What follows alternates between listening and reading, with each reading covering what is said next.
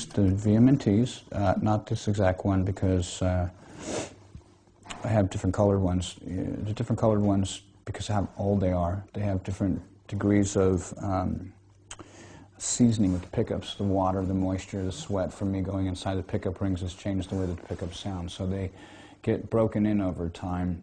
And I used the signature cabinets I have that Marshall made for me. They're classic square Marshall cabinets, but it's a new model. It's something we designed together. Yeah, speaker cabinet. It's called a 1960 DM. It's my model. We have completely redesigned the whole thing and are using signature Celestion speakers that I designed too. So, I mean, frankly, take my name off it if you don't like it. Just listen to it because it's one of the best cabinets they made. People that have worked there almost 30 years said it's the best thing that they make. Well, those are a little bit less wattage, so they don't really, you can't really fire them up that much without them wearing down over time. It's definitely got the characteristics of greenbacks, but it's a little bit more consistent than that. You just have to listen to the record. It's on the record. It was a JVM Marshall 410, and like I said, the 1960 DM cabinets. I don't practice. Because I get bored doing it. Usually what happens is I'll write something when I start playing, and I'm never ready to record. So my brain tells me, don't pick up the guitar. Okay. Because if you're going to write something and you're not going to record it, you're going to get pissed off. Okay. And I've done that so many times. I'll start playing something and I'll look around and I'll look for my cell phone so I can call my voicemail and then listen to what I'm doing over the voicemail. And my phone's always away someplace. I have to walk a couple steps, and by the time I come back to the guitar, I have to pick it back up and sit down. I've forgotten what I've done. And, you know, the difference between one note means all the difference in the world, you know? Well, the technique is really, it's based on a lot of things. It's not just the right hand, it's what you're doing. And, you know, I pedal on all different kinds of strings. You're talking back and forth like this, that's either called pedaling or butterfly picking. And I do a lot of down picking, which is the same exact motion as butterfly picking, except you're not picking it on the way back up. So one is down picking like this, and the other is... Well, I can't really show them. If you want me to keep playing it, you know, I mean, this is how I play. But the part about the pick, too, when the pick is going perpendicular to the string like this, it makes more noise because when it hits the string before it releases, it's got more time before it plucks it. If it's flat with it and it's parallel to the string, you can hear it. There's a noise there, like, you can almost hear it right before the note. This way, it's just a note. So I try and pick as much as I can, pedaling over the string with the pick parallel to the string like that. And if I mute the string with a little bit of the meat on the outside of my palm here, it makes the string sound better, so it's percussive. If I open it up, that's the same thing. It's the same thing pedaling. You're just sliding your hand up. You can completely deaden it, so it's just percussive, or roll it back a little bit more, it becomes more melodic.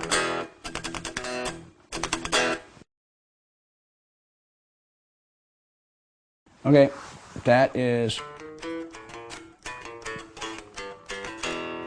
so that part, that's the beginning part. It has a couple different variations of that, and then the verse part is,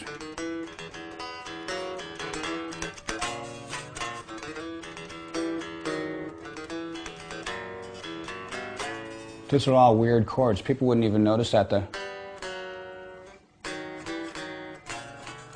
Those are all really evil-sounding chords, and I didn't do it to try and be like, oh, I'm so evil, you know, because that's stupid. But it was just something that worked. At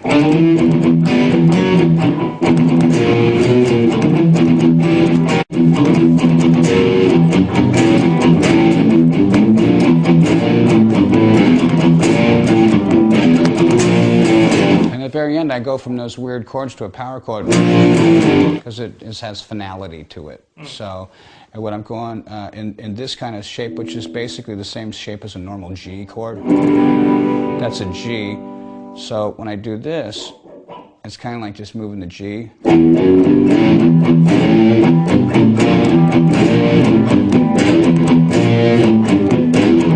then the power chords, and that ends it. And then it's the same thing again.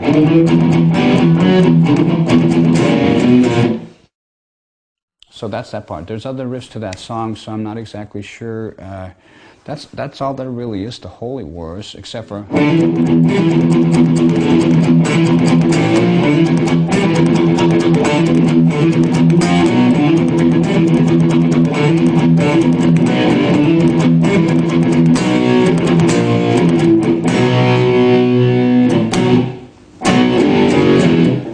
That's the progression on that too. So the second part of that song, The Punishment Due, is different. It's, and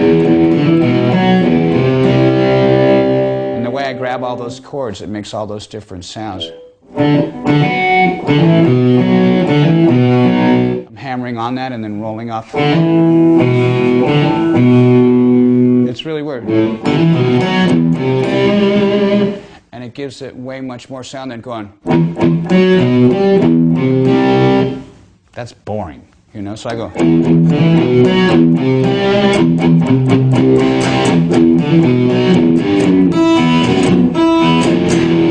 And I do that over and over again. And I do something that reminds me kind of like of the Beatles.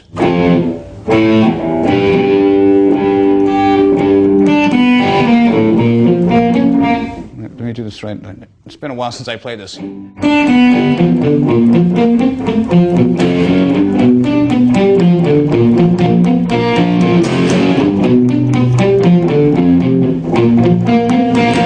I'm doing a C chord there.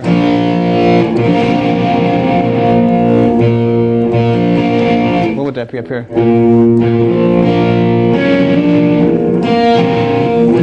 That's what the chord would look like if you did it this way.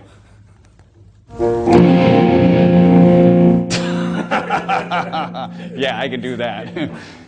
So that's the other part, and then the very end of it, when it goes,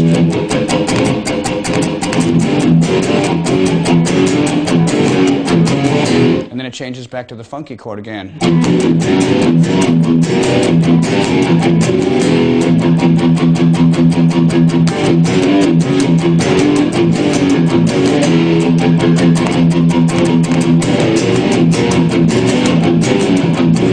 And then I do my solo, which I can't show you.